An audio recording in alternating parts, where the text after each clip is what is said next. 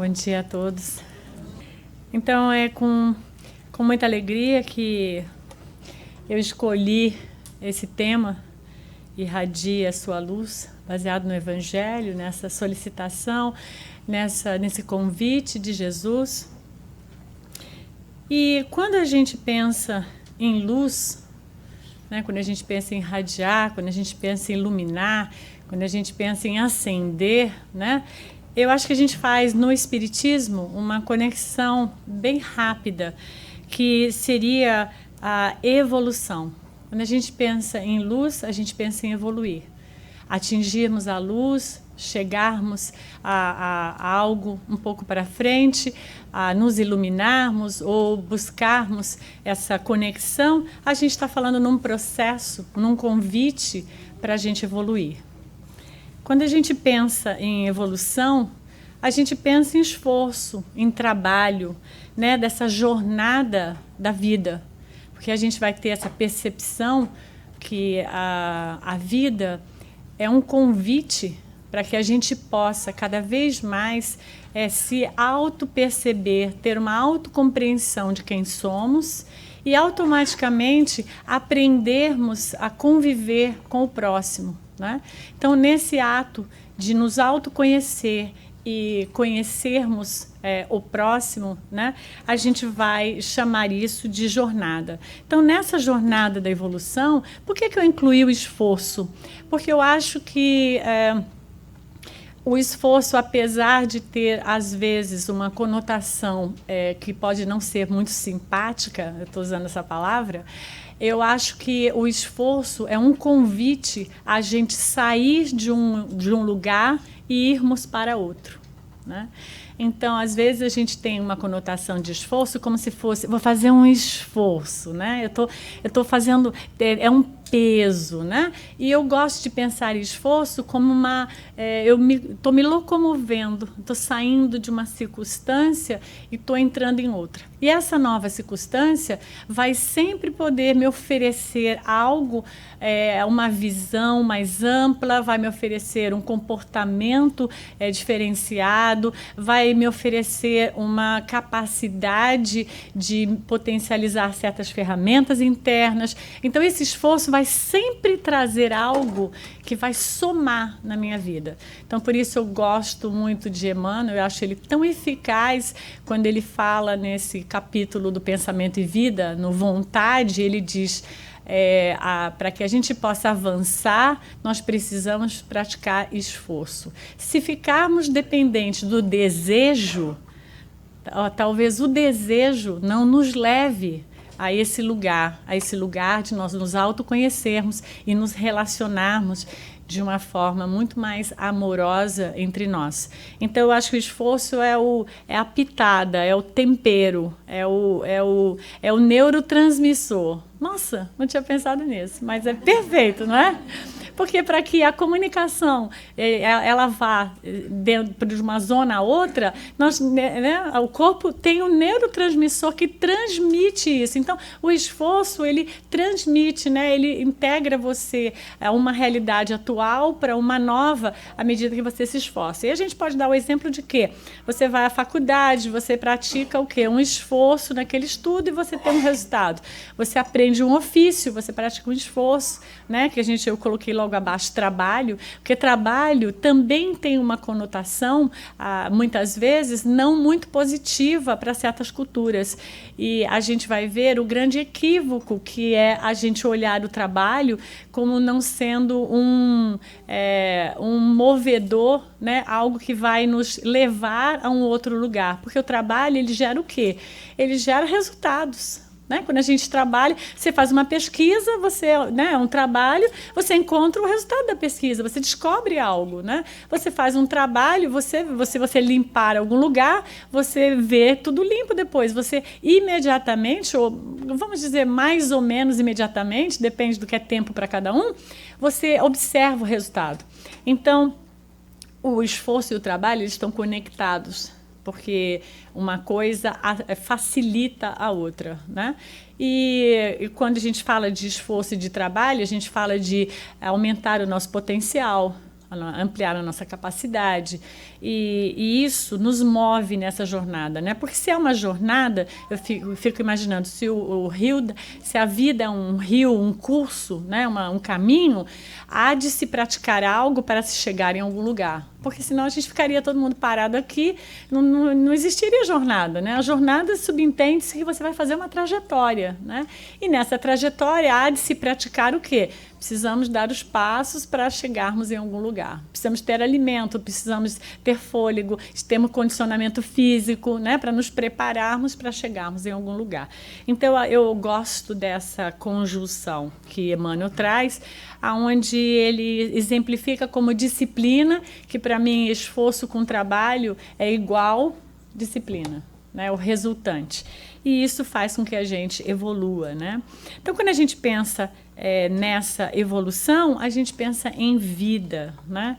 E quando a gente pensa em vida, hoje de manhã na aula a gente estava justamente falando, eu estava falando um pouco sobre esse pensamento. Quando a gente pensa em vida, a gente pensa nesta vida. Quem eu sou agora. Então, a gente pensa na família que eu venho, o corpo que eu estou me utilizando, o meu nome, a profissão que eu exerço, o local que eu nasci, a cultura a qual eu fui educada. E a gente, muitas vezes, a gente fragmenta, mesmo dentro de um conteúdo espírita, muitas vezes, alguns de nós fragmentam a nossa vida como sendo algumas vidas. Então, eu estou tendo a vida Rosana, depois eu tive a vida que eu fui o José. Então, muitas vezes nós fragmentamos. E, na verdade, o convite do Espiritismo é termos um olhar que a vida é algo contínuo. A troca das reencarnações são novas roupagens que nós adquirimos para que possamos avançar em novos formatos de possibilidades de estarmos na vida, sermos expostos a situações. Então, claro, o corpo ele tem uma vida útil que ele vai precisando de ser renovado, né? E a gente vai ganhando novas possibilidades. Então, quando a gente pensa em vida, é gostoso pensar que a vida é uma coisa só. Então, quando eu penso que a vida é uma coisa só, eu tenho que pensar no ser imortal. Então, eu tenho que me ver como um ser imortal que estou vivendo inúmeras experiências. Por que isso facilita?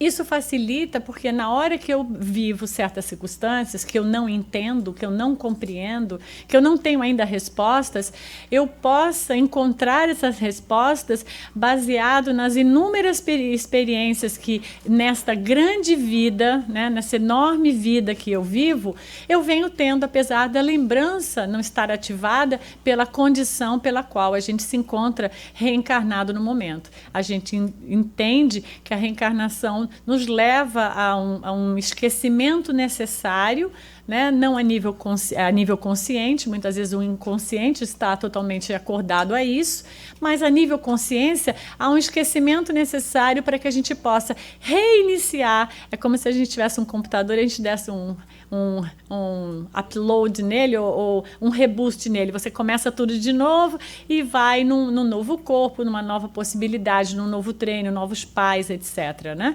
Às vezes os mesmos, às vezes os novos. Então, são novas oportunidades da gente dar uma reiniciada naquilo que a gente vem fazendo.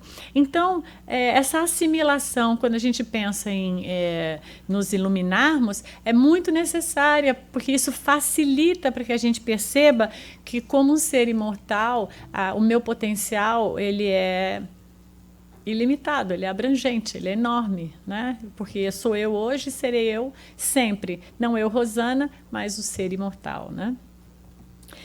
Um ser imortal que faz o quê? Que atua, né? Como eu disse, em várias encarnações, com diversas roupagens, sendo o quê? Um aprendiz. Então, aí eu penso, se a gente está ganhando essa oportunidade de reencarnarmos inúmeras vezes e reiniciarmos esse computador algumas vezes para novas oportunidades e experiências, o que a gente é, então, nessa jornada? a gente é um aprendiz. Então, essa consciência que a gente é um aprendiz, ela é muito salutar, ela é muito importante, porque vai fazer com que a gente consiga olhar a vida como um observador dela, um observador que atua. A gente não é um espectador que senta e assiste. Agora vocês estão sentados assistindo. Mas isso é momentâneo. Daqui a pouquinho, daqui a uma hora, vocês levantam e vocês não estão mais assistindo. Vocês são espectadores, ou então vocês estão atuando, né? São a dinâmica da vida.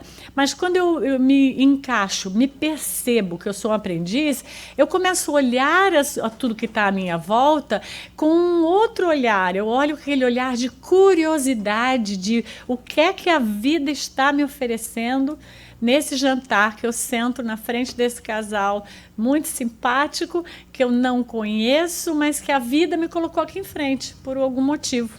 Quem são eles? O que eles têm para me contar? O que é que eu vou dividir com eles? Percebe? Eu posso olhar e pensar, bom, enquanto eu estou aqui na fila, esperando meu filho sair da escola, eu conheço uma outra mãe que me diz uma outra coisa, que também está esperando o filho. O que ela tem para me dizer que vai acrescentar na minha vida, ou eu vou acrescentar na vida dela, e nós vamos trocar como aprendizes da vida? Percebe? Aí a gente começa, num olhar como aprendiz, a gente vai vendo que tudo tem um grande significado para a nossa jornada de evolução, para a jornada do espírito. Então, esse lugar de aprendiz, ele não é um lugar que nos menospreza, porque fala, poxa, mas eu também sou um professor da vida, eu também sei muita coisa. Não é um lugar que nos menospreza, é um lugar que gera em nós esse olhar curioso do que é que vem. Né? É gostoso conhecer alguém e pensar, o que essa pessoa vai trocar comigo? Né? Que cabeça é essa? O que ela tem dentro? Quais são as experiências? O que ela viveu? O que isso vai acrescentar na minha? Será que ela vai me levar às lágrimas? Será que a gente vai chorar junto por coisas? Será que nós vamos fazer coisas maravilhosas? Nós vamos fazer um trabalho juntos? O que vai nascer dessa relação? Né? Será que a gente vai ter conflitos? É possível também, porque a gente não vai ter respeito uma pela outra, e nós vamos descobrir que nós precisamos muito aprender o respeito. Eu não sei o que vai ativar em mim, mas como a gente é um aprendiz, eu estou curiosa para saber, curiosa num sentido positivo. Quer dizer, não sei, tem sentido negativo da curiosidade? Talvez, né, ficar ali no Facebook, vendo o que a pessoa faz o dia inteiro lá, acho que isso é meio negativo. Não sei, isso pode ser uma grande distração e fazer com que a gente saia da nossa rota, né, da nossa busca de cuidar desse caminho, de avançarmos com amorosidade, com valor naquilo que a gente faz, e a gente se perca um pouquinho no caminho dos outros, porque eu fico imaginando, quando a gente fica tentando olhar para o caminho dos outros, a gente pode aprender alguma coisa, mas às vezes a gente tem uma grande distração e a gente sai da nossa rota e ficamos apreciando o que o outro faz, né? E a gente às vezes não faz muita coisa. Então, assimilarmos que somos aprendizes poderia ser algo assim muito interessante para o nosso crescimento, para a nossa jornada, para o nosso entendimento como seres imortais. Agora, o que a gente veio aprender? Aí seria a pergunta. O que vocês acham que vocês vieram aprender para aqueles que já pensam que são aprendizes? Pode ser que alguém pense que não é. O que vocês acham que nós viemos aprender? Que por isso estamos aqui, na opinião de vocês. Alguém tem alguma opinião? Assim quer dizer o quê? Ser melhor. Ser melhor? O amor. Uau, quem falou? Aprender o amor. O amor. A gente veio aprender o amor. Isso é o que nós viemos aprender. Nós viemos aprender o amor. É isso que o Evangelho está recheado. Quando a gente vai ler o Evangelho, você pode escolher qualquer página. Você pode até abrir aleatório, não faz diferença, porque o que você abrir vai ser para você. Vai estar lá escrito, você tem que aprender o amor. De alguma forma, uma frase diferente, um exemplo da Maria, da Marta, disso, daquilo, Jesus vai estar falando, você tem que aprender o amor. Eu sou amor. É através do amor. Né? Deus é amor. O amor está espalhado, a compaixão, tem outras palavras que são sinônimos, né? Que também nos levam, né, à amorosidade, ao acolhimento, é o amor. Então, o que nós viemos aprender é a mesma coisa. Cada um tem o seu caminho? Tem. Cada um tem seu tempo. Tempo é algo muito interessante, porque a gente qualifica muito o tempo. E, na verdade, a gente vai ver nos estudos que o tempo é uma orientação para nós que estamos aqui no planeta, para a gente ter um calendário, para a gente ter uma organização. Como é que a gente vai se organizar? Sem uma agenda, né? Que horas eu vou marcar com você? Não sei, amanhã a gente acorda e vê. Não dá, né? Então, nós precisamos ter essa coisa do amanhã, o depois, o ano que vem. Então, é uma qualificação, mas, na verdade, o que é o tempo? Olha que interessante, você está sofrendo por uma falta de perdão em relação a uma pessoa. De repente, aquele perdão, o nó desata e o perdão vem. E aí vou chamar de fica de bem, né? Fica de bem, porque é bonitinho. A gente fica de bem com aquela pessoa. A gente não fala isso, você fica de bem, né? A gente fica de bem. Quando a gente fica de bem, não parece que todos aqueles 10 anos que você tinha rancor daquela pessoa sumiu. Sumiu. Não existe mais. Você está amando aquela pessoa. Você está adorando, passou tudo, ela já te explicou, você entendeu, você perdoou, ela perdoou. E nós ficamos as melhores amigas, todo mundo olha e fala, mas como? Vocês se odiavam antes? Não, mas acabou. Porque não há tempo para o amor. Não há tempo. Para o amor tem todo o tempo, porque o amor é tudo, né? Então, quando a gente vai ganhando essa percepção que não há tempo, nada é longe, nada é difícil, porque difícil é tempo. Essa palavra, eu estou botando tempo, é muito difícil, não vai dar, vai gastar muito tempo. Não, nada é difícil. O que precisa ter é o esforço e trabalho. Esforço e trabalho, a gente chega onde a gente quiser. Esforço e trabalho, o resultado vem em algum momento. Mas está demorando, aí você pôs tempo. Tira o tempo. Não importa, porque eu sou imortal. Então não importa, eu estou aprendendo o amor. Quanto tempo eu vou levar para aprender? Vai depender do meu investimento. A gente sabe disso. Se você, personal trainer, se você todo dia fizer esse exercício, o corpo vai reagir. E num tempo que a gente pensa que é curto, o que é curto, né? O corpo reage. Se você fizer exercício uma vez por mês, o tempo, né? Então, o investimento determina isso. Não é o tempo que determina. Que a gente diz, vamos dar um tempo. Para quem? Para quê? Se a gente não fizer nada, nada vai acontecer.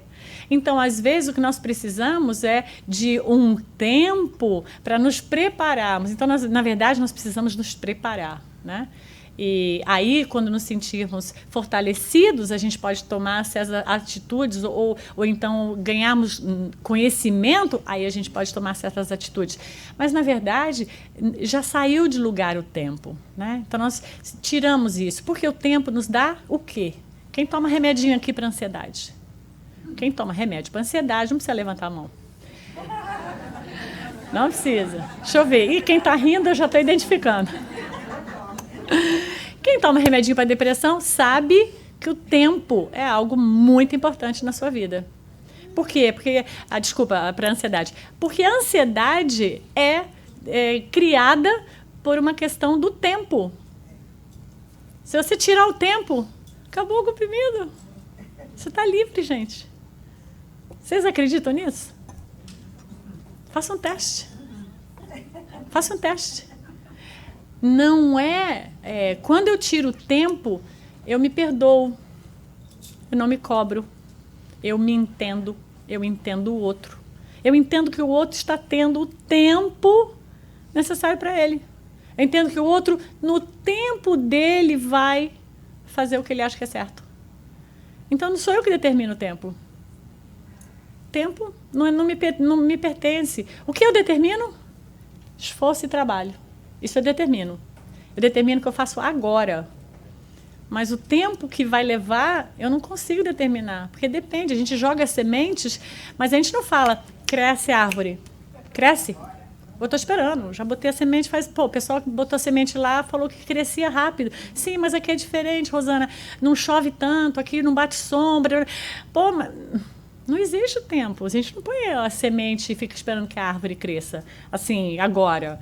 A árvore precisa viver a jornada dela. E na jornada dela, ela vai aparecer no momento certo. Isso acontece conosco também. Agora, é claro, se eu não fizer esforço e trabalho, aí realmente não tem semente certa, né? Porque eu nunca nem joguei. Aí eu vou ficar esperando uma árvore que não sei. Aí tem que ser porque alguém jogou uma semente ali e vai nascer uma árvore, mas com certeza não vai ser a minha, né? Então nós vivemos essa jornada da vida que, apesar de ser individual, porque ela é individual, né? É assim, no sentido de eu preciso jogar semente, eu preciso regar para garantir que haverá água para que aquilo cresça. Eu preciso ir lá e cobrir quando aquilo tiver vendaval, etc. Eu preciso cuidar da minha árvore. Mas, né, da minha árvore aqui. Mas, ao mesmo tempo, ela não essa caminhada não é sozinha. Porque eu sempre brinco e digo, se Deus achasse que a melhor forma de evoluirmos é sozinho, vocês não acham que o planeta tem espaço suficiente para todos nós termos um nosso planetinha? Lembra do Pequeno Príncipe? Que ele ficava lá em cima do planetinha, que eu nem sei como ele aguentava, né? Como é que ia caber uma SUV, uma coisa, não cabe, né? Mas ele era menos apegado, né? Mas todos nós teríamos nascido num planetinha, não teria trânsito, ninguém aborreceria a gente, né? Ninguém ficaria atrasado, não teria farol vermelho e verde, tudo estaria à disposição da gente. Mas não é essa a configuração do ciclo da vida. O ciclo da vida, ele inclui as pessoas. Então, se ele inclui as pessoas, significa que eu cresço, a minha jornada ela acontece com um esforço e trabalho pessoal, mas junto com o coletivo. Também incluído o coletivo. Isso não é uma coisa que eu faço sozinha. Por quê? Porque você só come o pãozinho porque o padeiro acordou 4 da manhã, foi lá, amassou e o pãozinho surgiu. Ele não surgiu assim. Surgiu porque alguém levantou. E assim por diante, né? Você veio aqui, não veio a pé porque alguém encheu a bomba lá da gasolina. Quando você foi lá, você botou lá e o carro encheu. Mas não é um milagre. Então, há todo um movimento da vida para que a gente viva o que nós temos, o que nós podemos viver, né? Tem uma escola, porque alguém está lá de professor, etc. Então, nós vamos percebendo essa interligação. E nessa interligação, a gente vai sentir o quê? Que esta é a melhor forma de crescer. Porque eu sou aprendiz, os outros também, e nós temos que ser aprendiz juntos. Juntos. Tem outra saída? Não. Não que eu conheço. Se alguém conhecer, pode levantar a mão. Eu não conheço. Essa é a saída para esse planeta. Eu não sei o que tem em outro planeta, não sei, nunca fui. Mas essa é a nossa saída. Aprendemos a viver em paz juntos. Aprendemos a ter respeito juntos. Aprendemos a entender o outro juntos. Aprendemos a ter tolerância, né, às diferenças. Tudo isso é juntos, né? Então, a vida ela é desenhada para descobrirmos o amor através da convivência. Então, eu vim aqui para aprender amor, vou praticar esforço e trabalho, eu vou fazer isso com pessoas, então eu tenho que conviver bem. Eu tenho que conviver, esse é o grande. E, às vezes, a gente, não sei vocês, né? Mas isso acontece comigo também. A gente não se percebe, às vezes, querendo viver no nosso mundo e querendo que o mundo gire em torno do que é bom para mim? Vocês já viveram isso? Abre farol, não aguento, estou atrasada. Abre farol. Sim, mas não tem outra pessoa que está passando na outra via lá, que também está atrasado, que também precisa que o farol abra, que também é justo que abra para ele, porque ele também ficou esperando o vermelho que foi o teu verde? Mas quando chega nessa hora, o que você pensa? No meu atraso, é o meu emprego, é a minha vida, e eu não quero saber do que você precisa. Eu preciso. E aí a gente vai ver isso em vários detalhes da vida, em várias coisas que a gente acaba, né? Quando a gente, por exemplo, para na vaga que está destinada a uma pessoa que tem uma desabilidade especial ali, que ela precisa daquela vaga. A gente vai perceber quando a gente fura uma fila lá e passa na frente do outro, está esperando. A gente vai perceber em várias atividades muito pequenas que a gente chama de suaves, né? Porque a gente fala, bobagem. Vocês falam para alguma coisa de vocês assim, vocês falam assim, ai gente, que implicância, bobagem, não tem nada a ver. Tão bobo isso. Vocês justificam as coisinhas que vocês dão umas puladinhas assim com bobagens? Às vezes eu falo, bobagem. Imagina, o que tem? Todo mundo fura, né? A gente ainda culpa o outro. Eu só faço porque todo mundo faz, né? Mas quando você é a pessoa que está sofrendo o furo da fila, a gente vira uma leoa. Não é? Como? Que absurdo, que falta de ética. A gente tem até um palavreado bacana aí. Que falta de ética. Isso não é correto politicamente. Nós precisamos, né? Mora nesse país e não se educou. Deve ser brasileiro. Isso é terrível. A gente estampa na nossa cultura isso, né? Isso não é uma realidade. Então, eu diria, será que a gente não precisaria se atentar se eu quero aprender o amor? Agora eu vou falar uma coisa que eu não falo no sentido pejorativo, eu falo no sentido que eu acho muito positivo isso. E todas essas pessoas são minhas cobaias, porque o outro não é tua cobaia. O outro é a pessoa que Deus colocou ali na tua frente, que é teu vizinho, que é teu colega, que é teu chefe, que é teu filho, que é teu marido. Alguma coisa ele é teu para você treinar o amor com ele. Então Deus fala, treina com ele. Lembra quando a gente fazia ginásio assim, é tão longe da minha época que... Não, que eu nem sei escrever, mas quando eles botavam assim na educação física, 1 a 1, então você vai treinar com ela, né? Um tem que segurar, o outro abaixo, o outro não sei o quê, e você vai percebendo, através daquele movimento da educação física, a codependência. Você tem que confiar no outro, que o outro vai segurar a tua mão, e aí você solta o corpo, né? São exercícios muito interessantes para a gente perceber que a gente não é sozinho nesse mundo, e aí a gente vai perceber o que? Essa necessidade de interação com o outro. Então, o outro é essa cobaia. O outro é esse... Agora vou simpática. O outro é esse presente que a vida colocou. Aquele marido maravilhoso. Ainda bem que meu marido não está assistindo a palestra. Mas tem fofoqueira aqui que conta para ele. Não pode. Ele é maravilhoso. Eu estou consertando. Então, veja bem, as pessoas que vêm para a gente, tem pessoas que a gente tem muita facilidade de relação, é maravilhoso. Então, ali a interação, ela é, nossa, é simpática. Mesmo que a pessoa pise o seu pé, você imagina que bobagem, eu já ia jogar esse tênis, você sente aberto. Mas tem gente que nem encostou, você já... Não tem gente assim, que você sente assim? Então, quem é a cobaia mais eficaz? Aquele que é um canal aberto ou aquele que você nem piscou e você já não está gostando? Quem é a cobaia que você quer se livrar primeiro? A gente quer se livrar do segundo rápido, pelo amor de Deus, eu só quero afinidade. Eu quero alguém que me entenda, gente, que fale a mesma língua que eu, que esteja buscando o que eu estou buscando, que sinta o que eu sinto, porque o mundo é assim, a vida é curta, nós precisamos enjoy a vida e nós não podemos ficar, né, nos ligando com inferioridades, porque, claro, sempre é inferior. Inferioridades, né, pessoas que ainda não pensam que nem eu, a gente pensa que pensa grande. E quem é a cobaia perfeita é a pessoa que pensa diferente, que vai tirar você da zona de conforto, que vai dizer para você, não é bem isso não, ou então é isso, mas é mais isso, e tem várias outras possibilidades. Mas a gente não quer ser violentada no ego, a gente não quer ser contrariado, a gente não quer ser criticado, né? Então a gente só quer semelhanças. E as contradições, elas nos alertam, elas nos trazem outras percepções. E essas percepções vão fazer com que a gente aprenda, no mínimo, se a gente não pensa o que o outro pensa, porque a gente não tem que pensar o que o outro pensa. A gente só vai ouvir e meditar sobre aquilo. Mas, no mínimo, eu vou aprender a respeitar ele. No mínimo. E se a gente chegar nesse mínimo, já é assim, é o top. Eu penso, para minha encarnação, é o top. O respeitar o que o outro pensa e validar. Não é respeitar assim, ok. Ok. Isso não é respeito. Isso é assim, tá bom, eu não vou falar nada porque eu tô fingindo que eu sou educada, coisa e tal, mas é insuportável. Quando eu viro as costas, eu falo, você não acredita que ela sem noção falou um monte de coisa, nada a ver. Isso não é respeito. Aí eu ligo para minha amiga e conto a sem noção que a outra foi. O respeito é, ok. Ela pensa assim. Ela deve ter na experiência dela algo que levou ela a esse ponto de vista e isso é válido para ela. Talvez para mim não seja ou não seja, eu vou qualificar. Talvez eu pense isso porque eu tive essa outra experiência e isso me levou a isso e aí eu faço a minha conclusão. Não, mas no mínimo eu tenho que ter a curiosidade. Por que Deus botou aquela pessoa na minha vida? Por que ela está dizendo isso para mim? É porque ela está dizendo isso para mim. Eu tenho que ouvir isso. Porque tem coisas que você não consegue fugir. Pensa você entrando no carro e seu marido andou com ele antes e ele tirou da rádio que você sempre ouve. Você sempre ouve uma rádio porque você curte aquelas músicas.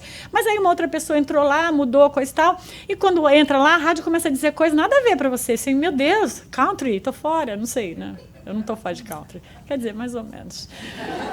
Não é muito meu... É porque eu não aprendi a dançar, aquela coisa legal, então eu penso, não serve para mim porque eu não aprendi a dançar, preciso aprender. E aí você fala, ok, muda imediatamente, tira o country, ou peraí, deixa eu ouvir, será que não é legal? Ai, nunca ouvi uma música country. Nossa, é meio dor de cotovelo, é legalzinha, em algum momento a gente também está com dor de cotovelo. Então, assim, você entra naquilo e dá um espaço para aquele novo. Poxa, mas não é que eu gosto de country, é até bacana, é gostoso, é bom, né, eu posso curtir. Então, eu flexibilizo para o novo. Então, o que o outro me traz? Flexibilidade para que a experiência dele some com a minha. Olha que como Deus é sábio, é econômico isso. Em vez de eu ter que passar um monte de coisa, eu passo as minhas coisas, vocês passam de vocês me contam de vocês, eu me conto a minha para vocês, e nesta troca nós economizamos, porque aprendemos um com a dor do outro, um com a experiência do outro, um com aquilo que o outro diu bem ou não. Olha, eu não consegui fazer isso bem, mas se você tiver oportunidade, faça isso, porque vai ser bom para você. Olha, eu vou tentar. E às vezes você economiza o tempo, porque o outro vem te dar aquela dica. Isso é o YouTube hoje, gente. Você não fica lá se matando para ver como é que faz o bolo. Você liga o YouTube, põe lá encostado no vaso. É o que eu faço, um vasinho de flor que eu tenho lá para ficar em pezinho. E eu vou tirando os ingredientes, né? Porque o YouTube vai me dando... Para que eu vou ficar sofrendo se outras pessoas maravilhosas... né? E eu ainda às vezes escrevo, gratidão, porque você gastou seu tempo para botar isso aqui para facilitar a minha vida. A minha, de milhares de pessoas. Então é isso hoje em dia. A gente ainda tem a internet para fazer esse serviço para nós, de nós podermos trocar com milhares de pessoas, com milhares de culturas que pensam completamente diferente da nossa cultura, abrindo esse campo, né? E tirando a gente do bairrismo. Do bairrismo, né? Eu me lembro, eu sou de São Paulo, na verdade sou do interior de São Paulo, eu sou a paulista verdadeira, não sou a paulistana. Então, e aí eu fui muito cedo para a capital. E São Paulo tinha uma coisa assim, que não vou dizer que é todos paulistas, mas muitos que eu conheci, muitos paulistanos que eu conheci, assim, que São Paulo é o carro-chefe. O pessoal até chama lá, é o carro-chefe do Brasil, né?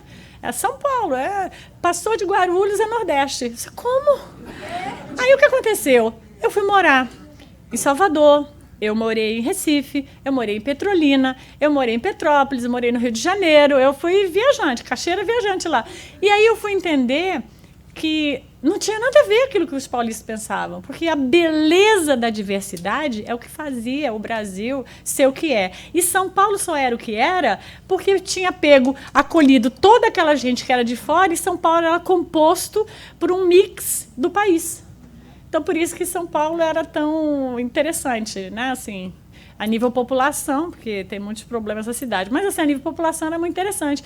E aí eu assisti essa beleza. E aí eu comecei a entender que juntos a gente era um país fantástico. Juntos o Brasil era maravilhoso, né? Como juntos os Estados Unidos é maravilhoso e juntos o planeta pode ser maravilhoso. E não havia essa questão de lugar, de bairro, de sobrenome, de cor, de raça, de nada, porque juntos era a grande beleza, né?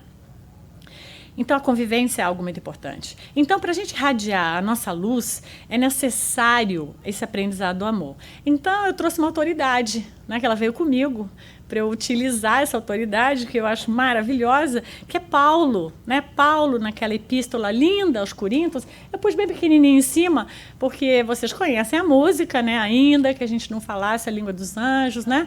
Vocês conhecem a música, mas a parte que eu peguei para que a gente assim, caminhássemos, desenvolvêssemos junto com Paulo, foi essa parte de baixo, aonde ele diz, o amor é paciente, ele é benigno, o amor não arde em ciúmes, não se ufana, não se ensoberbece, não se conduz inconvencionalmente, não procura os seus interesses, não se exaspera, não se ressente do mal, não se alegra com a injustiça, mas regozija-se com a verdade, tudo sofre, tudo crê, tudo espera, tudo suporta.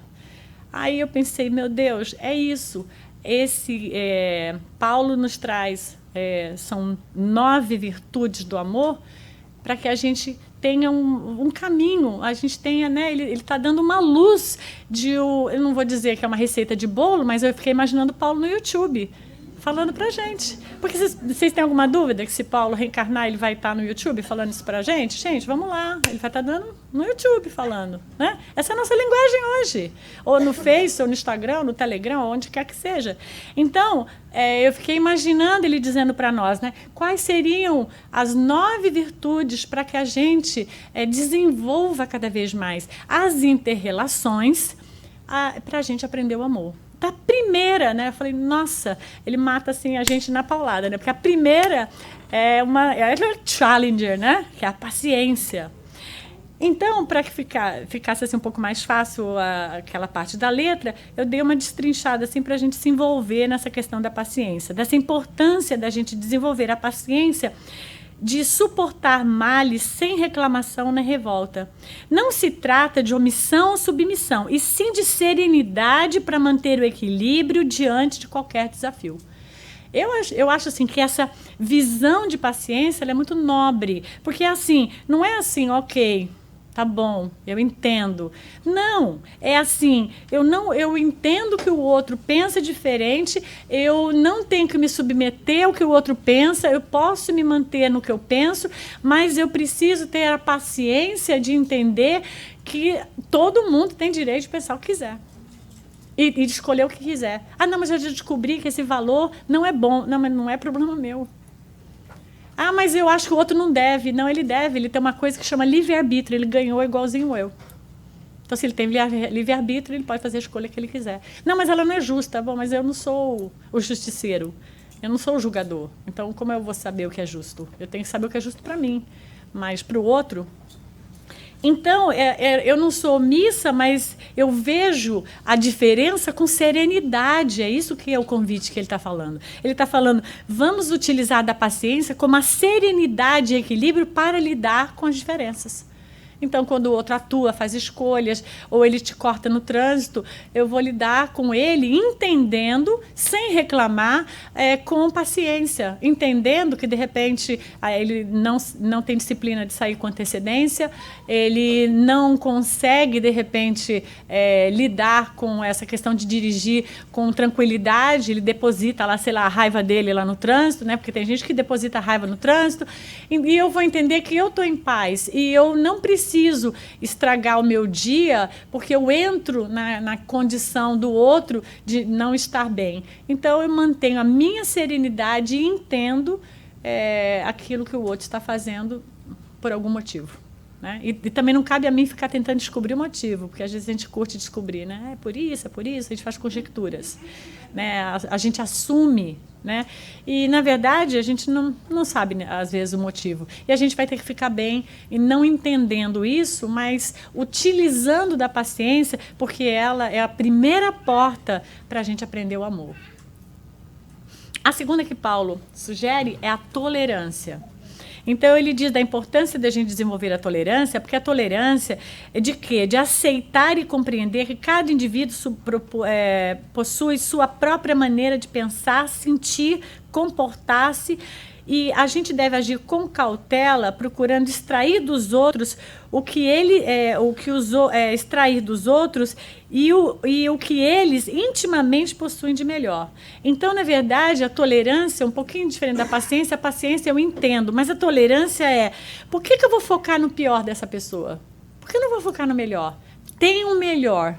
Às vezes a gente precisa de uma luneta, de uma lente de aumento. Cadê o melhor? Mas tem o melhor.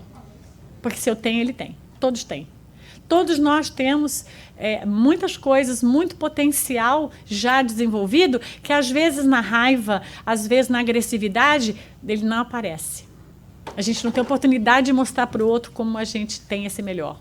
Mas se eu tiver um olhar, que Paulo está sugerindo, de buscar sempre extrair o melhor do outro, vai aparecer. Eu vou enxergar. É uma decisão minha. Eu é que vou. O que eu quero olhar no outro? O melhor ou o pior? É uma decisão. Essa decisão sou eu quem tomo. Ah, não, Rosana, mas ele se comportou de uma forma que não deu para olhar o melhor. Não, eu tive um olhar onde eu não vi o melhor. Então, eu posso sempre estar focado no melhor do outro. A terceira que ele sugere é a benevolência. Então, esse desenvolvimento, pois a criatura benigna se compraz em fazer o bem. Afetuosidade e gentileza são as suas principais características, onde o ser se satisfaz ao promover a satisfação alheia. A benevolência nos lembra muito a essa questão de eu não haver cobrança, eu fico satisfeito com o que é possível. Né? Eu uso o afeto e a gentileza acolhendo essa pessoa e acolhendo as características que ele promove. Porque o outro também está nos acolhendo dentro das nossas possibilidades. Então, é um ato generoso, vamos dizer assim, que a gente desenvolve, porque essa gentileza é um acolhimento àquilo que o outro pode dar de melhor. É o melhor dele. Né? E não tem nada de errado, porque nós também estamos dando o nosso melhor. E quando a gente entra no estado de comparação desse melhor, a gente entra num lugar de tempo. Né? Porque a gente poderia até pensar assim, quem foi criado primeiro, eu ou ele? É o caso da galinha. Quem está aqui há mais tempo? A gente não sabe. Né? Então a gente pensa que é por idade, porque a pessoa é mais velha. Isso não existe, a idade é do corpo. É o tempo que o corpo está aqui. Então, a nível de desenvolvimento espiritual, não existe esse termo de comparação. Existe a jornada de cada um, e cada um dentro da sua jornada caminha naquele propósito. Então, para a gente poder determinar isso e achar que o outro já devia, gerar o quê? Frustração. Porque quando eu acho assim, poxa, o outro devia ter feito isso. Frustração. Porque o outro não fez. Então, quando eu tenho expectativa, eu gero frustração. Imediatamente. Toda vez que vocês falarem devia, lembra da frustração. Ixi, vou ficar frustrado. Será que vou ter que tomar remédio para ansiedade, que eu vou ficar frustrado? Aí, olha, isso é ruim. Então, assim, a gente tira isso. A gentileza é no sentido de acolhimento. Eu acolho, eu sou afetuosa àquele limite que a pessoa demonstra ter naquele momento. Porque não é isso que eu também quero, que, de repente, as pessoas também olhem para mim com esse acolhimento, entendam o limite que eu também tenho para oferecer nesse momento. Né? A quarta coisa que ele diz é a incondicionalidade. E aí, como se ele entrasse num barco, assim, ele vai navegando um pouquinho mais profundo, né? Desenvolver a incondicionalidade, pois o amor não procura interesses, não faz cobranças ou exigências para que possa existir ou expressar-se. Então, aquilo que a gente, esse afeto, essa benevolência, ela é espontânea porque é gostoso ser bom. Não porque eu estou fazendo, porque eu estou esperando. Porque assim que eu espero, o que vem? Frustração. Assim que eu aguardo o retorno, nossa, mas eu fiz tudo por ele. Alguém já falou essa frase aqui? E o que ele está fazendo para mim de volta? Nem foi me buscar no aeroporto. Já busquei ele 10 vezes. Uma coisinha boba. E ele não pode. Não abre mão de nada. Ele é egoísta. E a gente vai daí para, né? A capacidade mental vai indo longe. A gente vai longe. Isso aqui é só o começo. Então, eu diria, esse convite de Paulo à incondicionalidade eu faço porque é bom. Porque é gostoso buscar a pessoa que eu amo no aeroporto. Porque a gente vem conversando, e a pessoa vai contando as novidades, é muito legal. Eu estava com esse tempo. Se eu não tiver o tempo, eu digo que não posso. Está tudo bem também. Outra pessoa vai. Ou a pessoa vem de trem. Eu adoro vir de trem. Não incomoda ninguém. Né? Mas se a pessoa insistir de me buscar, eu fico grata, é maravilhoso. Mas a gente pode vir de trem. Então, assim, é isso. A gente vai fazer porque está gostoso, porque é bom, ou porque a gente tem responsabilidade, porque a gente sente afeto, por qualquer coisa que seja. Mas não porque eu quero receber de volta. Ah, mas aí as pessoas falam assim, mas Rosane, isso é humano? A gente ainda é humano? Então nós queremos receber de volta. Claro que a gente é humano. Mas Paulo está nos dizendo algo, não para a gente não ser humano, mas para a gente avançar na caminhada evolutiva. Né? É o convite. A quinta coisa que ele menciona é a maturidade. Então ele diz, vamos desenvolver a maturidade, pois o amor não arde em ciúmes doentio, pois esse excessivo desassossego mental e emocional diante da irreal possibilidade de perder algo que julgamos possuir, vai fazendo, né, com que a gente sofra. E quem alimenta a outra ponta que também alimenta o ciumento também vai sofrer, né? Então, a maturidade vai fazendo a maturidade espiritual, porque idade, tempo, se colocar tempo, não resolve.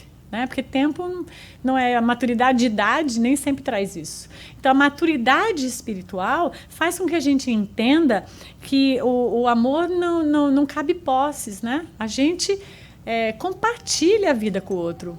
É maravilhoso a gente compartilhar a vida, mas eu não sou dona do outro, né? Não, você não vai. Não, se você me ama, você não joga futebol no sábado. Como assim? Então, que amor é esse, né? Que eu já começo a me castrando, eu não posso mais fazer o que eu gosto. Então, assim, o amor, ele é algo que ele liberta o outro, ele deixa o outro se expressar como ele é. E eu amo quem você é, não quem eu gostaria que você fosse. Eu adoro você, mas eu não gosto que você se veste assim. Dá para não pintar o cabelo? Dá para você agir de tal forma? Dá para você fazer o cafezinho e trazer na cama aqui? Eu amo mais você quando você faz o almoço. Que amor é esse? Esse amor é um amor pidão. Pidão é simpático. Então, a maturidade vai fazendo com que a gente tenha essas inter-relações, mas que elas não sufoquem o outro. Porque o amor que sufoca, ele é doentio. Não é verdade? A sexta coisa que ele convida, ele diz, vamos desenvolver o respeito, pois no tumulto de nossas emoções, agimos inadequadamente quando não fazemos uso do bom senso, do equilíbrio e do respeito em nossas relações. Então, o desenvolvimento do respeito é amor. Eu respeito o que você pensa. Não importa que eu não pense isso. Eu respeito o direito que você tem de fazer escolhas. Eu respeito. Respeito o seu tempo, o que você pensa, a forma como você age, o que você gosta. Posso achar brega, mas eu respeito. Tá tudo bem. E você até fica legal. Não tem problema. Porque, entende? Eu respeito a diferença do que o outro é que eu não sou. Porque quando a gente não respeita, é porque nós somos o modelo. Então, eu sou o modelo do que é certo. Então, tudo que o outro é diferente de mim, minha filha, você precisa evoluir. Você ainda está muito, né? Aqui é muito terreno ainda. Vamos evoluir, vamos evoluir. Né? Isso, às vezes, é a pretensão. Às vezes, até é religiosa. Eu me vejo numa religião onde eu acho que é mais evoluída. Então, pessoal, coitadinha, ainda não sabem que existe a vida depois da morte. Quando eles descobrirem, ficarem mais evoluídos, né? Eles vão ser mais felizes. Então, assim, não existe esse lugar, né? Existem filosofias, diversas formas de se pensar e diversos olhares, e que todos eles se encaixam para a necessidade da pessoa naquele momento. E aquilo é ótimo para ela. E quando não for mais ótimo, ela mesma move e busca outra forma de. E está tudo bem, né? Então, o respeito, ele é fundamental para as relações. A sétima coisa que ele coloca é algo fantástico, é o perdão, né? Nós precisamos desenvolver a capacidade de perdoar, pois o amor não se ressente do mal. Isso é muito lindo. Né? Alimentamos o rancor, não deixando com que a raiva e o ressentimento simplesmente passem por nós. Claro, numa volúpia, num momento lá, você sente aquela adrenalina, mas aquilo pode passar por você. Quando a gente não perdoa, a gente faz o quê? A gente retém aquilo que aconteceu e não larga daquilo. Aonde nasce o processo obsessivo? Eu retenho e não vou soltar você, porque o que você fez não tem perdão.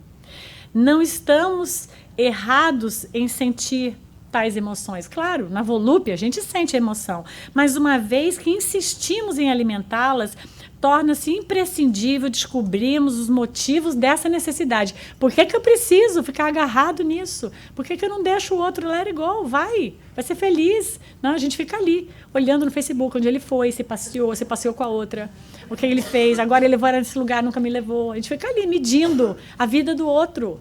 Porque a gente quer que o outro, né, retém, a gente retém. E quando a gente retém, o que a gente cria? Uma fixação mental. A gente paralisa naquele mundo e fica só se retroalimentando dele, mantendo a mesma raiva, vivendo a vida do outro sem poder viver, vivendo assim de osmose, né, de distância, e fazendo o quê? Consumindo a nossa possibilidade de olhar para dentro, cuidar do que é nós, reestruturar a nossa vida, porque, claro, as coisas vêm como uma dinâmica. A dinâmica, às vezes, não é o que a gente gostaria, mas existe uma realidade. O outro tem livre-arbítrio de fazer escolhas, que, às vezes, as escolhas que a pessoa faz, não é o que nos privilegia dentro da nossa concepção naquele momento. Porque haja visto que, às vezes, passa um tempo e você fala, uau, foi maravilhoso aquilo. Me largou, me soltou e eu pude alçar outros voos. Mas, às vezes, naquele pequeno momento onde a nossa visão ainda é muito bolha, muito estreita, muito caixinha, a gente não consegue vislumbrar que aquilo pode ser um movimento para nos libertar para uma outra coisa. Que faz parte, às vezes, né? As coisas vão e vêm. Tem coisas que duram muito tempo, tem coisas que são experiências mais curtas.